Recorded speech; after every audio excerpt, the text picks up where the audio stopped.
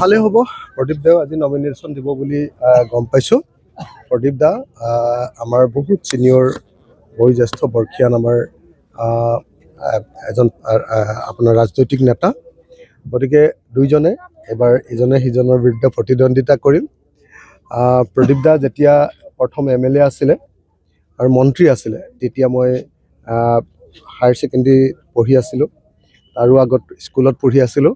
গতিকে আমাৰ বয়সৰ গেপটো বহুত বেছি আৰু এজন ছিনিয়ৰ মানুহৰ লগত অভিজ্ঞ ৰাজনীতিকৰ লগত মই প্ৰতিদ্বন্দ্বিতাৰ কাৰণে এনেকৈ সন্মুখীন হোৱাৰ কাৰণে নিজকে ভাল লাগিছে যে এজন বয়সস্থ মানুহৰ লগত ৰাজনৈতিক যুঁজ এখনত লিপ্ত হ'ম, কেনেকুৱা হয় দেখা যাব। কালিৰ পৰা আমাৰ সকলো মিত্ৰ দল বিৰোধী সকলো দল একলগ হ'লোঁ। মাত্ৰ CPI আছে, CPIকো আমি মাতিছোঁ, আমি একেলগে পাৰ হ'ম। আমি অকল 13খন আসনত ইলেকশ্যন খেলিম আৰু 13খন আসনৰ ভিতৰত 10খন আসন জয়ী হ'বৰ কাৰণে আমাৰ চেষ্টা অব্যাহত। ডেফিনেটলি চব প্ৰচাৰ চলাবই লাগিব, অকল মোৰেই নহয়, আকৌ কংগ্ৰেছৰ প্ৰচাৰ চলাব লাগিব আৰু বাকী আমাৰ যিবিলাক বিৰোধী মিত্ৰ দল আছে তেওঁলোকৰ ভিতৰতো প্ৰচাৰ চলাব লাগিব। তেওঁলোকৰ প্ৰগ্ৰেমবিলাকতো আমি সকলোৱে মিলি এবাৰ অত্যাচাৰী শাসক হিমন্ত বিশ্ব শৰ্মাক পৰাভূত কৰিব খোজোঁ, স্বৈৰতান্ত্ৰিক শাসন উফৰাই পেলাব খোজোঁ, ভয়ৰ পৰা অসমীয়া মানুহক মুক্ত কৰি দিব খোজোঁ, গণতন্ত্ৰ পুনৰ প্ৰতিষ্ঠা কৰিব খোজোঁ, বস্তুৰ যি অবিৰত মূল্য বৃদ্ধি তাৰ পৰা মানুহক ৰক্ষা কৰিব খোজোঁ আৰু আমাৰ ব্যৱসায়ীসকলৰ যি ব্যৱসায় বাণিজ্য খতম হৈ গ'ল তেওঁলোকক আমি সকাহ দিব খোজোঁ। লগতে ব্যৱসায়ীৰ লগতে যিমানবিলাক ৰিক্সাৱালা, ঠেলাৱালা, টেক্সি, অটো, বাছৰ মালিক, কৰ্মচাৰী যিমানবিলাক আছে আমাৰ শ্ৰমজীৱী মানুহ, সকলো মানুহৰ জীৱন বৰবাদ হৈ গৈছে এই সময়খিনিত। তেওঁলোকক সকলোকে আকৌ নতুন জীৱন দিব খোজোঁ। মোৰ কাৰণে 3টা মূল বস্তু এই নিৰ্বাচনত। এক, এই নিৰ্বাচনত যদি ৰাইজৰ দল চৰকাৰৰ পক্ষলৈ আহিব পাৰে তেতিয়াহ'লে অসমৰ ৰাজনীতিত, অসমৰ সমাজ জীৱনত প্ৰথমবাৰৰ কাৰণে বছৰৰ সকলো সময়তে খেতি কৰা ৰাজ্যত পৰিণত কৰাৰ সপোন আৰম্ভ হ'ব। বছৰৰ সকলো সময়তে খেতি কৰাৰ ৰাজনীতি। এতিয়ালৈকে ৰাজনীতি অকল হিন্দু মুছলমানৰ হৈ আছে ন, মই এই ৰাজনীতিক পৰিৱৰ্তন কৰিব খুজিছোঁ যে বছৰৰ সকলো সময়তে খেতি কৰা পথাৰ 1 নম্বৰ। 2 নম্বৰ, এখন গাঁৱত এটা উদ্যোগ আৰু এজনো নিবনুৱা নাইকিয়া কৰাৰ ব্যৱস্থা।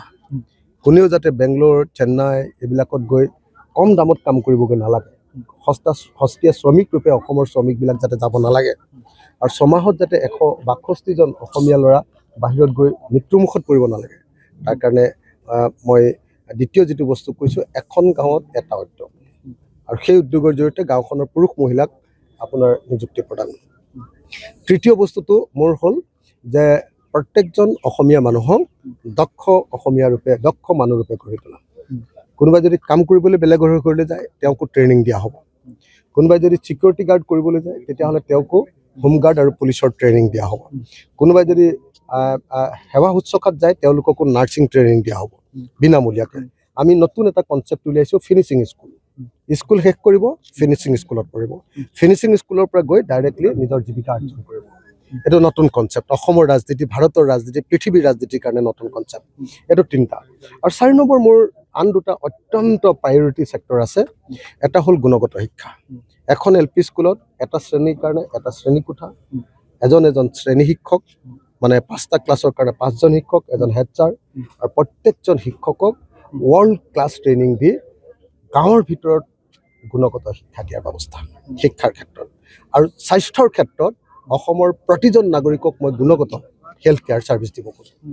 এতিয়া যিটো স্বাস্থ্য খণ্ডই আটাইতকৈ বেয়া অৱস্থা, মাতৃ মৃত্যুৰ হাৰ অসমত ভাৰতবৰ্ষৰ ভিতৰতে 1 নম্বৰ, শিশুৰ মৃত্যুৰ হাৰত অসম 3 নম্বৰ। সেই অৱস্থাৰ উৰ পেলাই মই অসমৰ প্ৰত্যেকজন মানুহক, কোনো মানুহ, আমাৰ মন্ত্ৰী এজনৰ বেমাৰ হ'লেও এইমছলৈ যাব লাগে, এপল যাব লাগে, চেন্নাই যাব লাগে, তেনেকুৱা নহ'ব।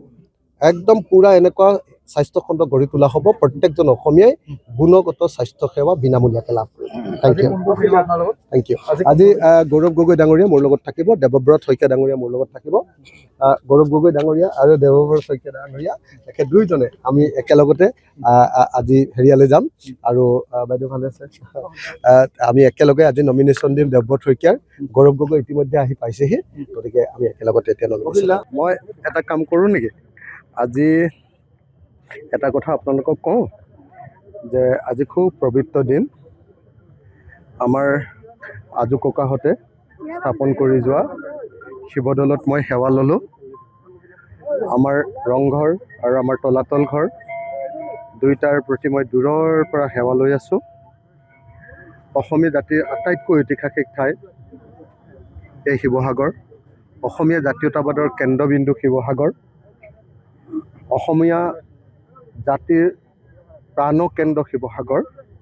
সেই শিৱসাগৰত আজি শিৱদৌলে কৈছে যে মানুহৰ পক্ষত যি থাকিব, মানুহৰ মুক্তিৰ পক্ষত যি কাম কৰিব, সকলো জাতি জনগোষ্ঠীক একেলগে লৈ যিসকলে কাম কৰিব তেওঁলোকৰ প্ৰতিয়ে আমাৰ পূৰ্বপুৰুষসকলে, বাবা শিৱই আৰু সকলো আমাৰ ঈশ্বৰসকলে তেওঁলোককে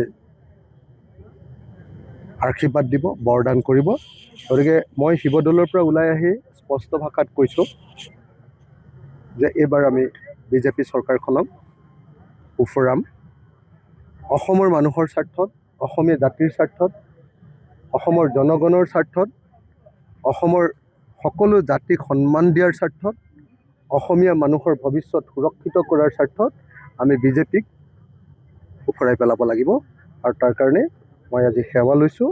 আৰু শিৱদৌলৰ ঐতিহাসিক শিৱদৌল, অসমীয়া জাতিৰ আটাইতকৈ ঐতিহাসিক শিৱদৌলে আজি মোক ৰিঙিয়াই ৰিঙিয়াই কৈছে যে আগবাঢ়ি যোৱা বোপাই, সকলো মানুহক লগত লৈ আগবাঢ়ি যাবা, সকলো মানুহক শ্ৰদ্ধা আৰু মৰম কৰিবা, কোনো জাতি ধৰ্মৰ বাছ বিচাৰ নকৰিবা, আৰু সকলোকে লগত লৈ যদি তুমি আগবাঢ়িব পাৰা, তোমালোকে আগবাঢ়িব পাৰা, ঐক্যবদ্ধভাৱে আগবাঢ়িব পাৰা, তেতিয়াহ'লে ভয়ৰ পৰা অসমৰ ৰাইজক তুমি মুক্ত কৰিব পাৰিবা। গতিকে বিজেপিক আমি পৰাভূত কৰিম, বাকী কথা মই নকওঁ।